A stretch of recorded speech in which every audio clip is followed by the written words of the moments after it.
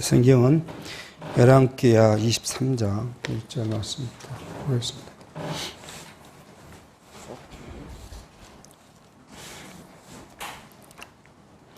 이 1절 왕이 번뇌하여 유다와 예루살렘의 모든 장로를 자기에게로 모으고 이에 여호와의 전에 올라가며 유다 모든 사람과 예루살렘 거민과 제사장들과 선지자들과 모든 백성이 물어온 노소하고 다 왕과 함께 한지라.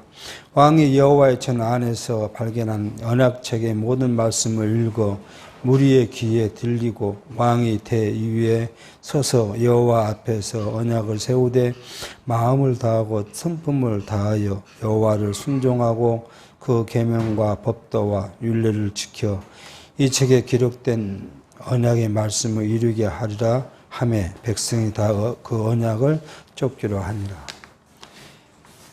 우리는 지난 시간 히스기야의 이 종교 계획을 이제 살폈습니다. 우리는 조금 히스기야의 종교 계획을 두 가지로 나누어 볼 수 있겠는데요. 첫 번째는 내적 계획을 우리가 볼 수 있겠습니다. 내적 계획에 처음 시작하게 했던 것이 뭐냐 그러면 성전 수리죠.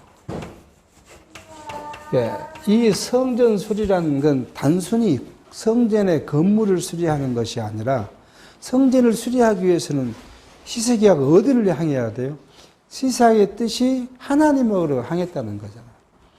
그러니까 그 전에 자기 아버지 아몬이나 그 할아버지 므낫세 같은 사람은 그 마음이 하나님을 떠나서 우상을 섬기고 세상 것들을 좋아했다면 히스기야는 마음을 하나님께 향했다 하고 이렇게 이제 우리가 이해해 볼 수 있겠어요. 마음을 이제 하나님께 향했다. 아마 이 모든 밑에의 이 계획들은 여기가 첫 번째인 것 같아요. 그러고 나서 성전을 수리하니까 무엇을 발견했어요? 오늘 이제 율법책을 발견했죠. 율법책을 발견하고 또 그것은 읽고요. 뭐 발견한 걸로 끝나면 아무것도 없지만 그걸 읽어요. 읽고 나니까 히스기야의 마음은 뭐예요? 자기 조상대로부터 시작해서 자기까지 뭐예요? 하나님을 떠났다는 것을 알게 하죠. 이게 뭐예요? 범죄했다는 것을 지금 알게 합니다. 그러니까 히스기야 마음에 가장 이제 하나님의 마음을 향하고 보니까 뭐예요? 우리 조상 때부터 자기 자신까지 하나님을 떠나서 하나님이 언약책에 기록한 그 약속, 하나님을 순종했을 때 주시겠다는 복과 하나님을 불순종했을 때 내리겠다는 그 벌, 이것이 이제 율법을 통해서 알게 된 것이고, 이걸 선지자에 가서 이제 묻게 되는 거죠. 이 벌이 어떻게 되겠는가? 그러니까 이제 여선지가 당신 대의는 이것을 하지 않을 것이다. 그렇게 이제 이 말씀을 이제 듣게 된 것이죠. 그러니까 이러한 일들은 가장 큰 게 뭐예요? 히스기야의 이제 중심, 마음의 중심이 이제 바뀐 것이에요. 이게 바뀌니까 오늘 1절 말씀이 뭐예요? 자기뿐만 아니라요. 유다와 이스라엘의 모든 백성을 성전에 모으고 율법책의 것을 읽고 율법이 약속한 대로 우리가 지키자 하는 것을 서약하게 하는 거예요. 자기만 서약한 것이 아니라 백성들로 뭐예요? 서약하게 한 거예요. 그러니까 이제 자기만 하나님을 섬긴 것이 아니라 모든 백성이 자기가 통치하고 있는 나라의 모든 백성이 하나님께 돌아오고 하나님의 율법을 이제 지키게 하겠다 하는 것을 지금 오늘 1절과 3절에 그렇게 이제 말씀합니다. 이런 종교 계획이 이제 되니까요. 그죠? 이게 되니까 가는 것이 뭐예요? 그 다음에 외적 계획이 이제 이루어질 거라고 볼 수 있는 것이죠. 우리는 이렇게 쭉 놓고 보면, 살펴보면, 이렇게 봐야겠죠. 여기는 뭐예요? 신령한 것이죠. 그럼 여기는요, 육체의 것이에요. 육체적인 신령한 중생한 우리 영이 바뀌면 뭐가 바뀌어요? 육체의 소욕이 바뀌어요. 그러니까 우리는 이게 바뀌지 않는 한 육체의 소욕을 우리가 벗어낼 수가 없어요.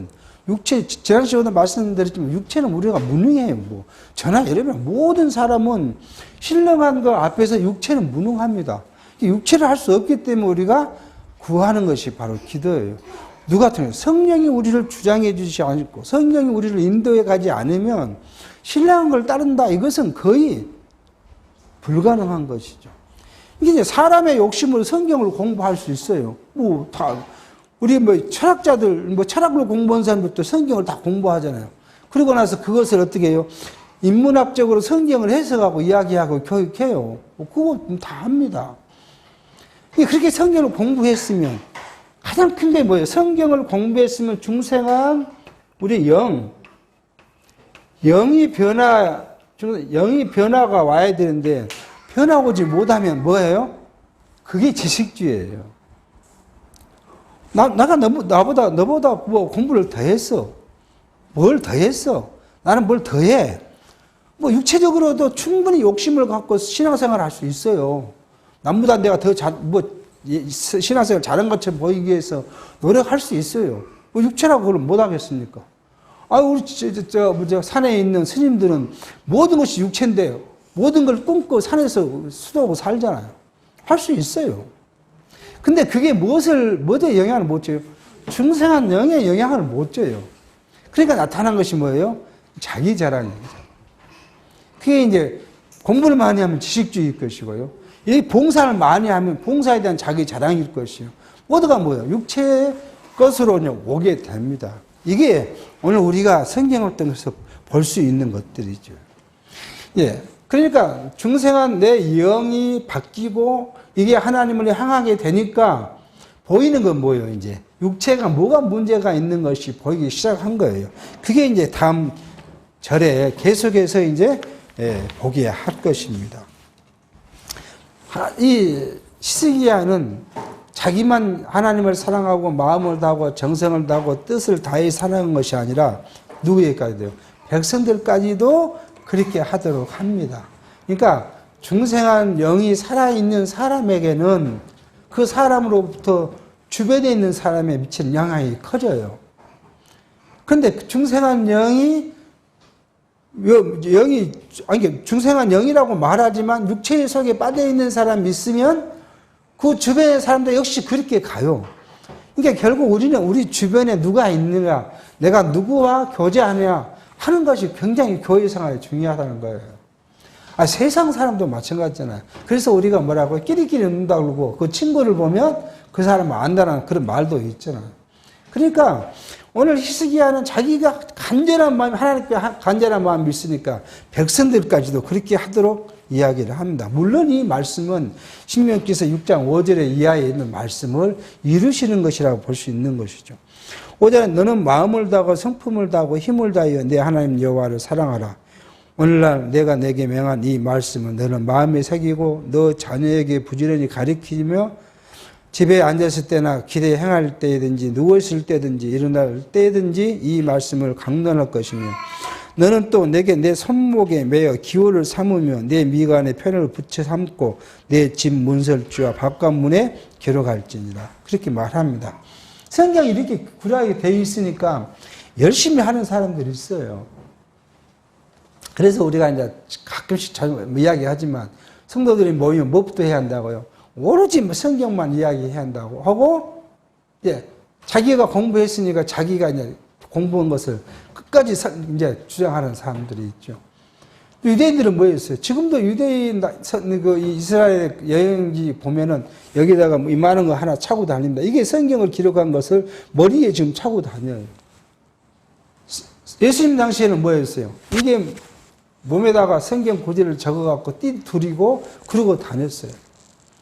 이게 중심에 어디가 있어야 돼요? 하나님이 있어야 되는데 하나님께서 명하기 때문에 무엇을 해요? 육체의 것을만 하는 거예요. 이렇게 실제 하나님이 나와 관계없이 하나님이 이렇게 율법을 정했어. 그러니까 이렇게 할 거야. 하는 거예요. 이제 뭐 이렇게 말씀했던 우선은 저희 부친이 그랬어요. 물론 그 교육을 저는 잘 받았다고 생각을 하는데 일요일이면 아침 이제 새벽기도 가야죠. 어린애들도 가야 돼요. 새벽기도 가야죠. 주일학교를 가야죠. 뭐 중고등부 가야죠. 11시 예배를 가야죠. 갔다 오면 가정 예배를 드려야죠. 그리고 성경을 석장 있으면 읽어야죠. 그러고는 밤 예배를 가야죠. 그 하루에 그렇게 이제 훈련을 시킵니다. 물론 어떤 생각을 갖고 훈련을 시켰는지는 모르겠어요. 근데 그때는 그게 엄청 힘들고 이렇게까지 해야 되냐 하는 생각을 했어요. 물론 우리 아버지는 그런 생각을 했을 거예요. 내가 이게 하나님을 믿는 믿음의 생활일 것이고 자녀에게 이렇게 교육을 해야 한다고 그렇게 생각했는지 몰라요. 그렇다고 뭐 저희 형제가 그러면 다 신앙적 생활을 열심히 하냐? 뭐 그것도 아니에요. 이렇게 그건 모두가 누구예요? 하나님의 섭리인 것이지 인간이 그렇게 했다고 될 수 있는 건 아닌 거죠. 그렇게 우리 이 히스기야를 통해서 모든 백성에게 이해했는데 백성들이 이제 같이 하겠다고 그렇게 말합니다. 야, 그러고 나니까 일체 이제 이런 계획이 끝난 거죠. 모든 백성까지 불러서 우리가 하나님을 향하고 순종하고 하나님을 사랑하자 하는데 이제 모든 백성들로부터 동의를 얻어서 4절입니다. 이제 육체적인 것을 합니다. 왕이 대제사장 hil기야와 모든 버금 제사장들과 문 지킨 자들에게 명하여 바알과 아세라와 하늘의 일월 성신을 위하여 만든 모든 기명을 여호와의 전에서 내어다가 예루살렘 바깥 기드론 밭에 불사르고 그 재를 배들로 가져가게 했다. 그렇게 이야기를 합니다. 그러니까 여기 이제 버금 제사장은 뭐 해석이 여러 가지가 있어요. 부제사라는 말도 있고 아니면 어린 제사라는 말도 있는데 여기 이제 주로 우리가 이야기할 수 있는 건 뭐냐면 제사장은 대제사장이 있고 일반 제사장이 있죠. 대제사장은 이제 돌아가면서 하는 것이니까요. 이 대제사장이 아닌 다른 제사장들을 이제 버금 제사장이다. 그렇게 이제 이야기를 한 것으로 이제 보편적으로 그렇게 이제 이야기를 합니다. 그렇게 이 사람들을 통해서 또 성전 문을 지키는 군사들이죠. 이를 통해 가지고 바알과 아사라 목상, 그 다음에 하늘 일월 성신을 섬기기 위해서 만든 기명들, 물건들이죠. 이것을 또 어디에 두었냐 그러면 성전에 두었다는 거예요. 이미 성전 앞에 다 이게 우상을 만들었으니까요. 그걸 갖고 와서 다 빻아가지고 가루를 만들어서 기드론 골짜기에 갖다 버렸다. 그렇게 지금 이야기를 합니다. 기드론 골짜기는 예루살렘이 이렇게 있으면 동쪽 편이에요. 예루살렘이 성전산이 이렇게 있으면 동쪽 편이 기드론 골짜기고요. 이쪽은 흰놈의 골짜기라고 해요. 그러니까 여기 기드론 골짜기에 가서 그걸 빻아갖고 재를 만들었는데 그 재를 어디로요? 베델로 가져갔다는 거예요. 베델 그러면 우리가 기억나는 거 뭐예요? 우상의 본거지지. 여로보암이 무엇을 했어요? 금송아지 둘을 만들어 하나는 베델에 하나는 다안에 놓고 거기서 이게 우리를 애굽 땅 종되었던 곳에서 인도인은 하나님이라고 그렇게 해서 그 우상을 숭배하기 시작했던 그것을 갖다가 가져갔다는 것은 뭐냐면 베델을 더러운 곳으로 만들었다는 거예요. 그러니까 우상을 제하는 방식을 지금 이야기를 하고 있다고 볼 수 있겠습니다.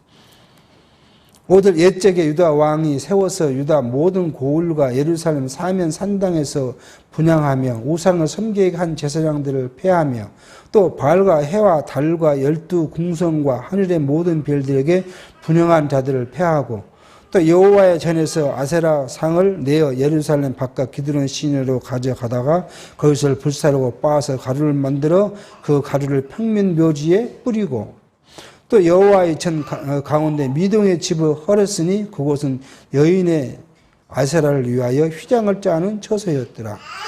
첫 번째는 우상 숭배에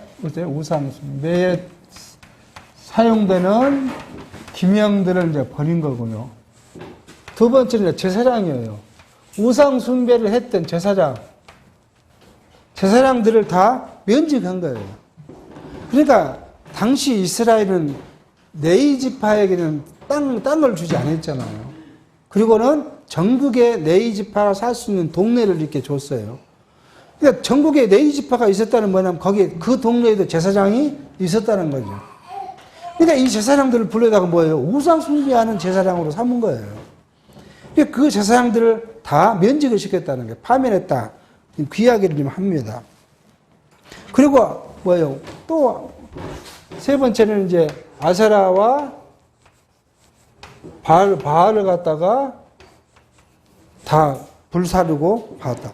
아세라와 이제 바알은 이런 것이잖아. 바알은 뭐예요? 그 남성을 상징한 것이고요. 아세라는 여성을 상징한 게. 이게 바알은 석상이고 아세라는 목상이에요. 그래서 아세라 목상이란 말을 하죠. 그렇게 해서 이걸 갖다가 다 불태우고 빠서 어디에요? 기드론 골짜기에 무덤 위에 뿌렸다. 그렇게 합니다. 이 무덤은 당시 이스라엘 백성들의 매장 풍습은 바위를 깎아서 굴을 만들어 거기다가 장사 지내는 것이 일반적인 풍습인데 그렇게 할 수 없는 평민들, 가난한 사람들은 그냥 그들은 골짜기 가서 우리처럼 흙에 매장을 했다고 해요. 거기다가 뿌려버렸다. 그렇게 지금 그러니까 이스라엘 백성들 이 말은 뭐냐면 이스라엘 백성들은 시체에 대해서 어떤 생각을 갖고 있어요? 부정하다는 걸 갖고 있잖아요. 이게 부정한 것을 매장한 그곳에 더러운 이 신상들을 갖다 버렸다고 지금 이야기하고 있습니다. 그리고 미동. 이 미동은 우리 현재 같은 경우는 남창이에요. 남자 기생입니다. 그러니까 남자 기생은 누구와 함께 있냐면 항상 아세라 목상에 있는 여제사장들과 함께 해요. 그래서 우상을 숭배할 때 남창과 그 성관계를 하고, 그 다음에 어느 것 같으면 요즘에 남자를 하는 그런 사람들과 관계를 맺게 하고, 그런 부정한 것으로 우상 숭배를 했던 그 미동의 집을 다 헐어버렸다. 그렇게 성경은 지금 이야기를 합니다. 그러니까 여호와 보시기에 가증한 것들을 지금 정리하고 있는 모습을 봅니다. 8절이면 또 유다 각 성읍에서 모든 제사장들을 불러오고 또 제사장이 분양하던 산당을 개바에서부터 브에셀까지 더럽게 하고 또 성문의 산당들을 헐어버렸으니 이 산당들은 부윤 여호수아의 대문 어기 곧 성문 왼편에 있었더라. 각 지역에 있는 제사장들은 이제 뭐예요? 파면한 다음에 예루살렘에 불러 모았다는 거예요. 근데 거기 있으면 뭐 하겠어요? 그 제사장들이 또 그 우상을 숭배할 거 아니에요. 먹고 살아야 되니까. 그러니까 그리 못하게 하기 위해서 다 예루살렘을 불러 모았다. 그게 지금. 그러니까 아예 뭐예요? 우상을 숭배할 수 있는 싹을 완전히 잘라버렸다는 거예요. 그리고 이제 이 게바에서 브에셀까지, 게바는 지금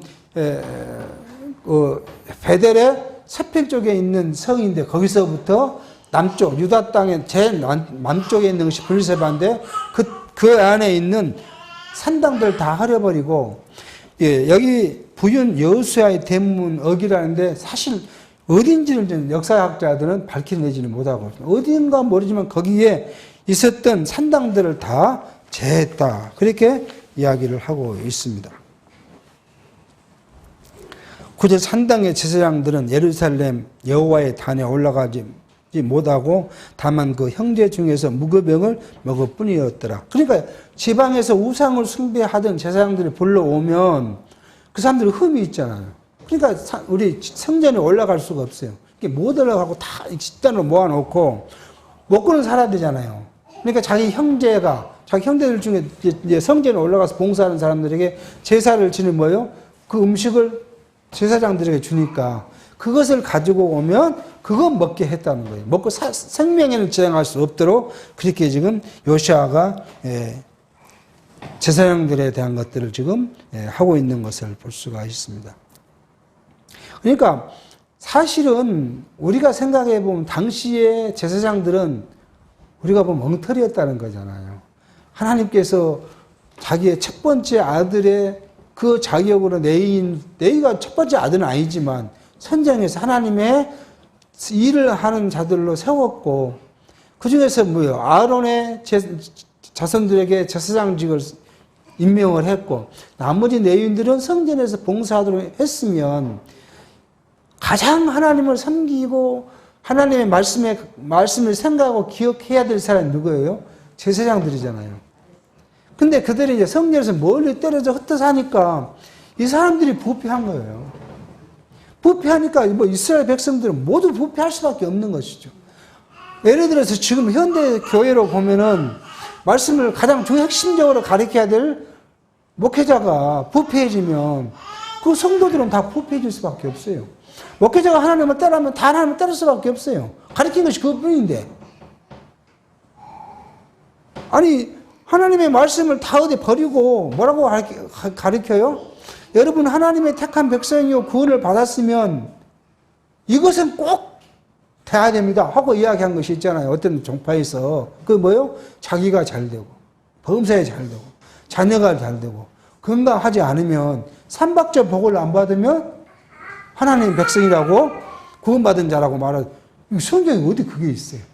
그렇게 가르쳐 놓으니까 그 부패해서 가르쳐 놓으니까 그 집단은 뭐예요? 오직 그것이 복받은 거라고 생각하잖아요. 그러니까 이 종교에서 가르치는 지도자가 얼마나 중요한 큰 포션을 차지하고 있다는 걸 알 수가 있어요. 어떤 또 우리가 이렇게 보면 어떤 비난을 받으시 어떤 목회자는 또 뭘 많이 이야기하는 사람이냐 그러면 신령한 것을 이야기를 많이 하는 사람이 있어요. 그래서 오직 기도해야 한다고 가르치는 사람들이 있어요. 기도가 만능이라고 가르치는 사람들이 있어요. 그 교회가 하면 뭐예요? 온통 기도하는 거예요. 기도가 전체예요. 심지어는 어떻게 해요? 제가 아주 가까운 목사님이 그래요. 교인들이 원하는, 하나님께 받고자 하는 복이 있어요. 그걸 써서 내요. 그럼 여기 딱 모아갖고 새벽 끝난 뒤에 여기 뒤에 앉아서 이걸 놓고 기도를 해요. 이 성도님은 이런 복을 받기를 원하니까 하나님 복 내려 주십시오. 이렇게 펼쳐가면서 날마다 기도해요. 고맙죠. 성도들 입장은 감사할 일이잖아요. 자기를 위해서 그렇게 날마다 기도해 준다는데 얼마나 감사할 일이에요. 무지하니까요, 무지하니까.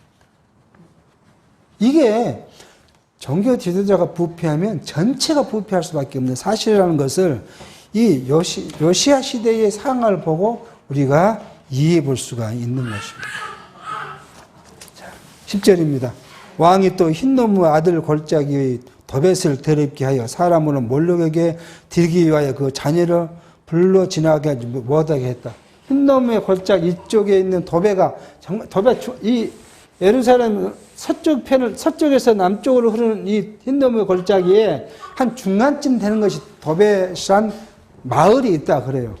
거기에서 뭐예요? 이제 몰렉은 뭐예요? 가나안 사람들이 우상을 섬겼던 그 신이잖아요. 그 몰렉에게 자기 자식을 데려가지고 불 가운데 뛰어나게 했는데 그걸 못하게 했다. 그렇게 지금 이야기합니다.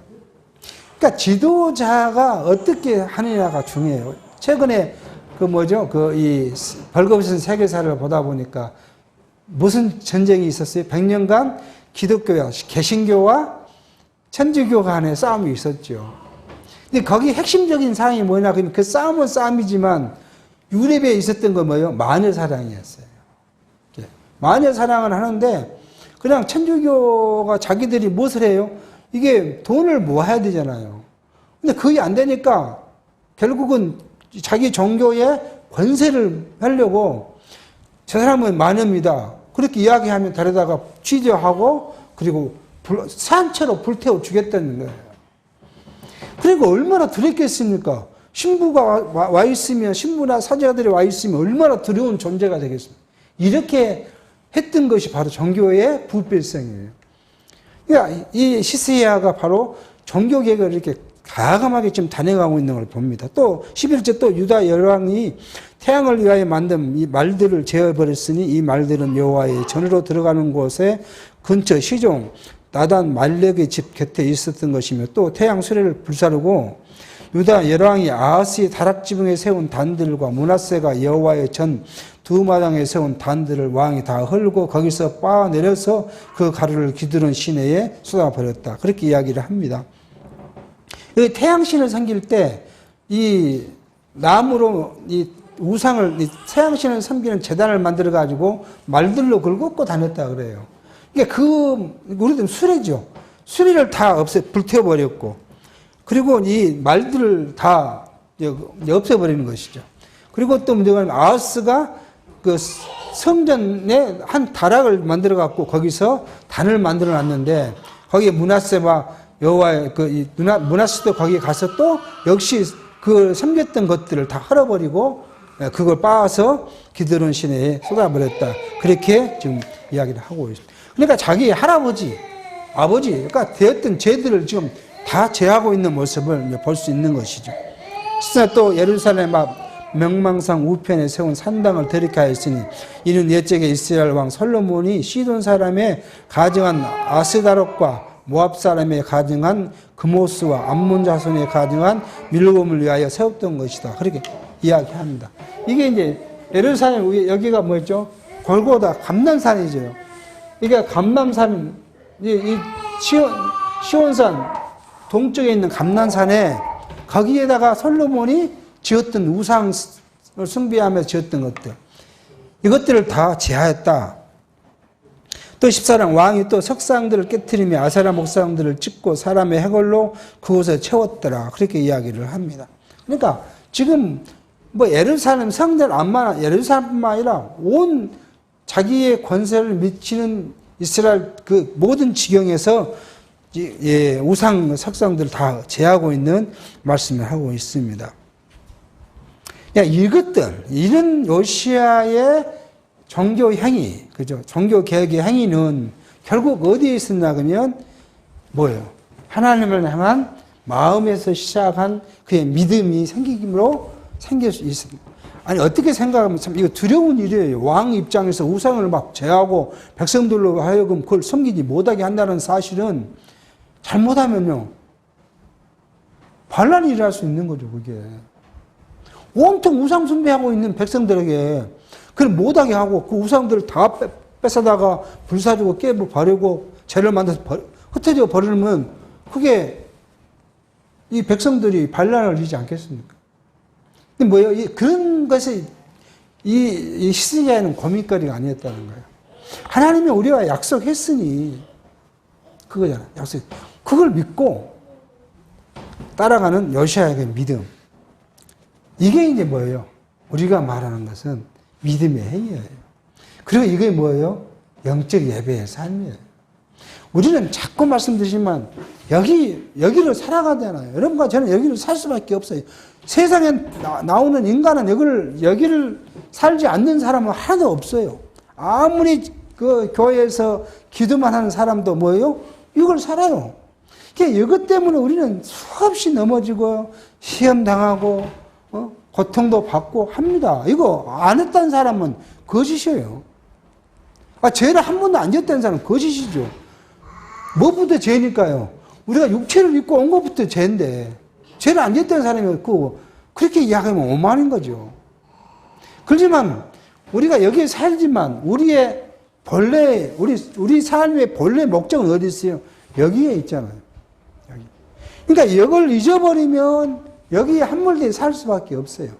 그러니까 우리 스스로의 종교개혁이라는 뭐예요? 우리는 이렇게 가야 돼요. 이것이 우리 중심이 되줘야 돼요.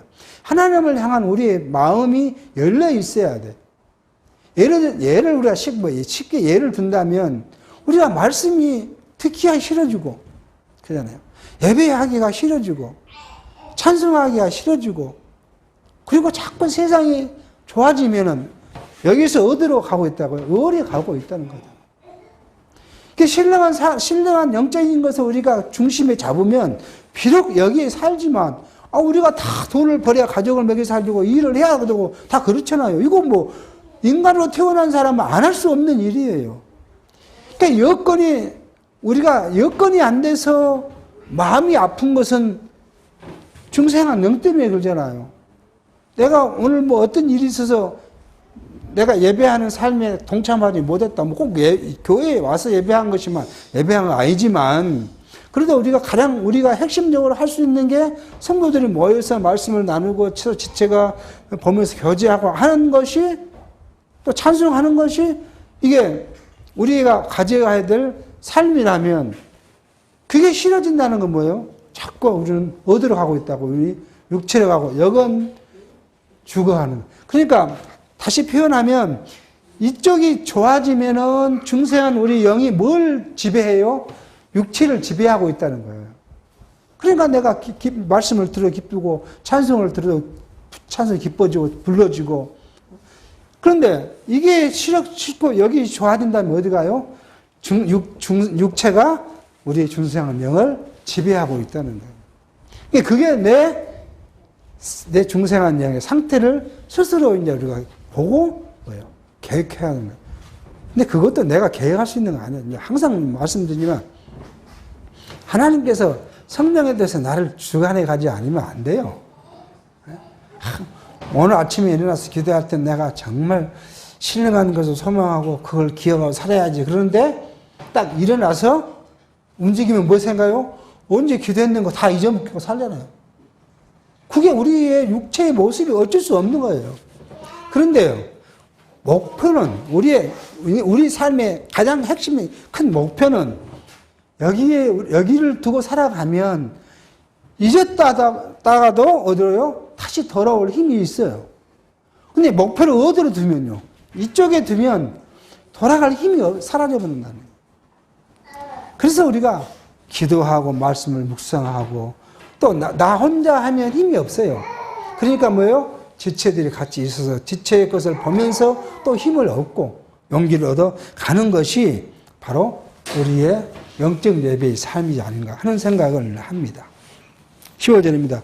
이스라엘로 범죄케 한 느밧의 아들 여로보암이 베델에 세운 당과 산당을 왕이 헐고 또 그 산당을 불사르고 빻아서 가루를 만들며 또 아세라 목상을 불살랐더니 요시야가 몸을 돌이켜 산에 있는 묘실들을 보고 보내어 그 묘실에 해골을 채에다가 단 위에 불사르라 그 단을 더럽게 하니라. 이 일을 하나님의 사람이 전하였더니 그 전한 여호와의 말씀대로 되었더라. 이 말씀은 또 뭐예요? 우리가 여로보암 시대로 돌아가면 하나님께서 어떤 선지자를 보내서 여로보암을 책망하려고 보내요. 단에 보내서 여로보암이 단에서 우상 숭배하고 있으니까 뭐라고 했어요? 내가 지금 여기서 하나님을 버리고 우상을 숭배하는데 너는 제가 떨어져서 너 죽을 거다.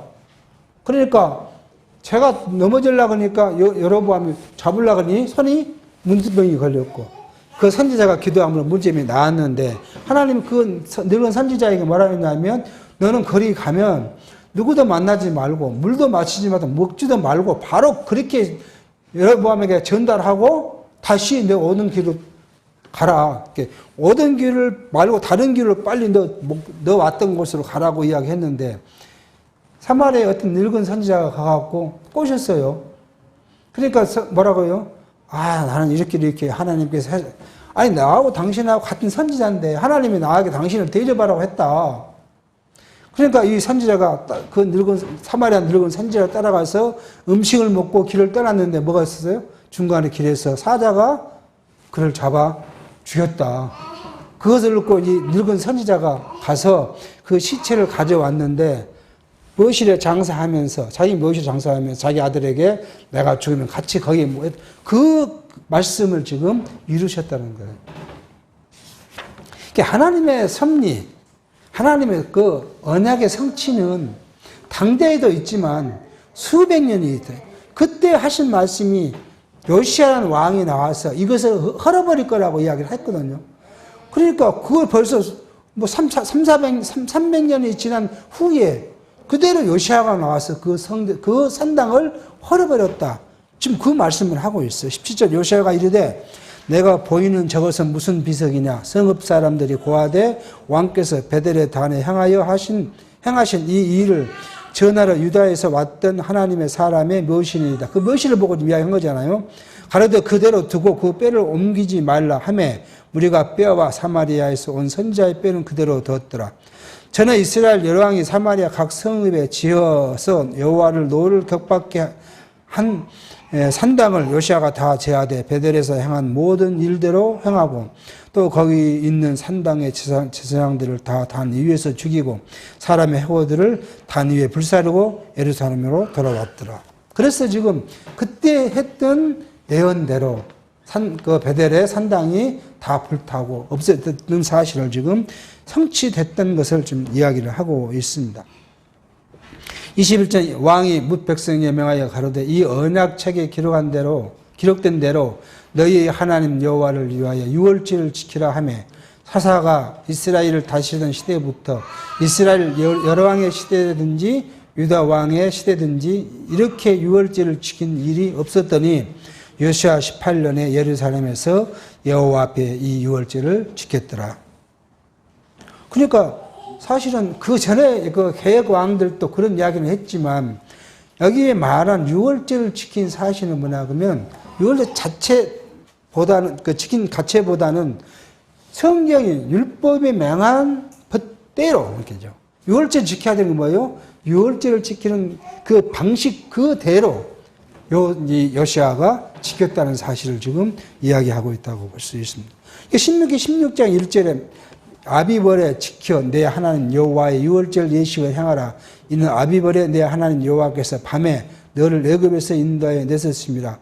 예수 그리스도께서 유월절 어린 양으로 주시게 예표죠. 이대로 지금 지켰는데 그 유월절 지켰다는 의미는 뭐냐 그러면 유월절을 애굽의 종되었던 우리를 인도해 내신 하나님 그분을 경외하고 섬기게 한 절기를 우리가 기억하면서 여호와를 기억했다는 것을 이야기할 수 있습니다. 그러니까 유월절을 지키면 어떻게 해야 돼요? 그 전날 유월절 전날 잡아서 뭐 누룩이 들어가지 않는 거 그것으로 먹고 남기지 않아야 되잖아요. 다음에 할 때 남기지 않고 먹어야 되는데 사실은 이렇게 열심히 유월절을 지키지 않았다는 사실을 우리가 볼 수가 있겠습니다. 24절입니다. 요시아가 또 유다 땅 예루살렘에 보이는 신접한 잡아 박수와 드라빔과 우상과 모든 가증한 것을 다 제하였으니 이런 대지상 hil기야가 여호와의 전에서 발견한 책에 기록된 율법 말씀을 이르려 함이라. 요시아와 같이 마음을 다하며 성품을 다하며 힘을 다하여 여호와를 향한 모세의 모든 율법을 온전히 준행한 임금은 요시아 전에도 없고 후에도 그와 같은 자가 없었다. 그렇게 지금 성경은 이러합니다. 그러니까 요시아의 종교 계획은 그 앞에 새 왕이 종교계획을 일으켰지만 그것보다 훨씬 더 철저하게 종교계획을 했던 사실을 이야기합니다. 신접원자는 지금 귀신의 점쟁이를 이야기한 것이죠. 박수는 남자 무당을 이야기하고 드라빔은 뭐예요? 가정을 지키는 신이에요. 우리가 쫙 창세기로 가면 야곱이 삼촌 집에서 나올 때 자기 아내가 뭘 갖고 나왔어요? 드라빔을 훔쳐 갖고 왔잖아. 그 안장 속에다 숨겨서 갖고 왔던 사건이 있어요. 그러니까 이스라엘 백성들은 다 자기 집에 수호신이 하나씩 있었다는 거예요. 그러니까 가나안 땅은 다 그렇게 풍습이 그렇다는 거잖아요. 우리는 별로 그런 거 갖고 있지 않지만 믿지 않는 집에 가면 뭐 있어요? 다 뭔가 신의 조상신이 됐든 뭐 있든 하나씩 다 갖고 있어요. 그런 것을 이제 완전히 다 제하게 했다. 보이지 않는 그런 것까지 완전히 이 요시아는 다 정리했다는 사실을 알게 합니다. 이 말씀은 시편 19장 7절에 그렇게 말합니다. 여호와의 율법은 완전하여 영혼을 소생케 하고 여호와의 증거는 확실하여 우두는 자로 지럽게 한다고 이렇게 이야기해요. 그러니까 우리에게는 신자들에게는 택한 백성 성도에게는 우리의 지혜를 뭘로 얻냐 그러면 세상의 학문이 아니라 뭐요? 하나님의 말씀이라는 거예요. 그러니까 여호와 율법이 온전하고 그 여호와 율법 우리가 갖고 있으면 그것이 우리를 지혜롭게 합니다. 지식이 아니라 우리를 지혜로운 삶을 살게 해요. 그러니까 하나님의 뜻을 깨닫게 하는 삶을 살게. 지혜니까 세상적인 지혜로운 것이 아니라 우리는 뭐예요? 하나님의 뜻을 분별하는 것이 지혜잖아요. 그러니까 율법을 통해서 우리가 뭐예요? 하나님을 알게 하고 하나님의 뜻을 알게 함으로 그래서 율법이 우리에게 온전한 것이고 완전한 것이라는 말씀을 하게 합니다. 그러고 나면 이제 다음 하나님께서는 이렇게 요시아를 통해서 종교개혁을 했는데 지난 시간에 말했지만 요시아의 이런 종교개혁이 뭘 위해서 얻었다고요? 하나님께서 내리시겠다고 하신 진노를 피할 수는 없게 하셨어요. 그러니까 이제 이 26절부터는 요시아를 통해서 뭔가를 하나님 섭리해 가시는데 요시아가 죽게 만들고요. 애굽이 쳐들어오게 하고요. 그 애굽과 아수르가 전쟁하는 것에 끼어들게 되고 그렇게 해서 이스라엘을 혼란케 합니다. 그러니까 이스라엘을 혼란케 하는 우리 생각에는 이렇게 요시아가 하나님을 향하고 하나님의 뜻을 분별했으면 어떻게 해야 돼요? 요시아도 사랑하고 이스라엘 백성도 사랑해서 좀 잘 살게 하고 편안하게 하면 좋으실 텐데 하나님은 그렇게 하지 않으세요.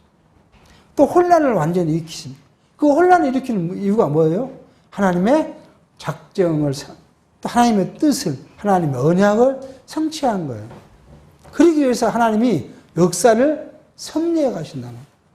그러니까 오늘 우리가 내가 어쩔 때는 우리 다 신앙적으로 생각해보면 어떨 때는 우리가 믿음이 불타올라서 하나님을 사랑하고 열심히 하고 하다가도 그러면 우리를 하나님 사랑하셔서 계속 그렇게 살아가게 하셔야 되는데 또 뭐예요?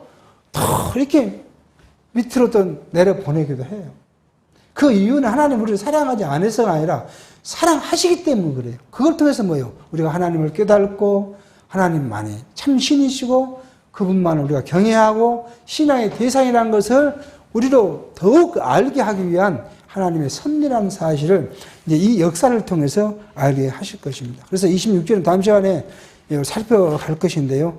이 요시아의 죽음까지 그리고 이후에는 뭐예요? 이제 요시아 죽고 나면 왕들이 자꾸 3대가 바뀌는데 그림으로써 바벨론과 아수르의 관계, 바벨론과 이스라엘 관계를 살펴가도록 하겠습니다.